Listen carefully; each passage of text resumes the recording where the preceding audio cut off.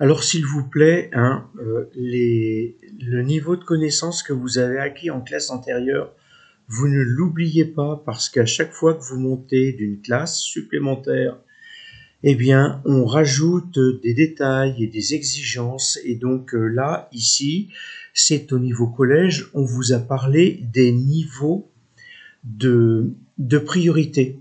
Donc je vous les rappelle, l'exposant, la parenthèse, le produit ou le quotient ou rapport, et ensuite la somme ou la différence.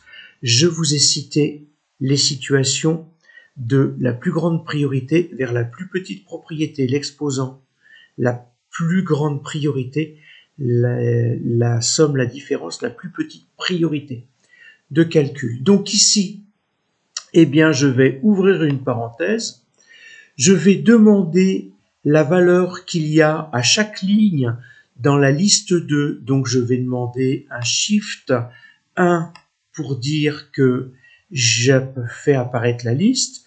Je veux la liste 2 à laquelle je vais ajouter la valeur de la liste 1, donc de la liste 3, pardon. Donc shift 1 pour la liste 3. Je ferme ma parenthèse et je divise par 2. Et là, vous avez la valeur de la valeur moyenne de chacune des températures journalières. Et donc, comme on va vous demander des moyennes de température mensuelle pour un diagramme ombrothermique, une fois que vous avez fait vos 31 jours ou vos 30 jours ou vos 28 jours ou 29 jours en février si on est en année bissextile, qu'est-ce que vous allez faire? Vous vous souvenez que vous avez la liste 4.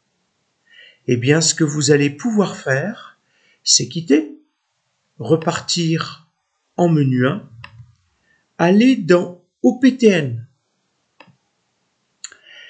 Et regardez, ici apparaît la liste. Donc, si je demande en F1, dans la liste F1, ici, j'ai rien d'intéressant. Donc, je vais passer en F6 à la flèche. Deuxième possibilité, ça ne m'intéresse pas. Troisième, regardez, j'ai la somme en F1. Donc, je peux sommer toutes les valeurs que j'ai dans ma liste 1. C'est-à-dire Shift 1 de la liste, pas 1 mais 4, de la liste 4. Je fais Entrée et on me dit 54 degrés 5.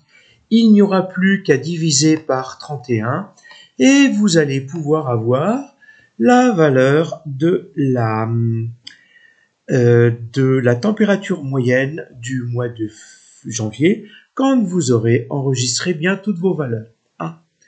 Une question m'a été posée, ANS, ça veut dire answer. Oui, on parle anglais chez Casio, ça veut dire réponse.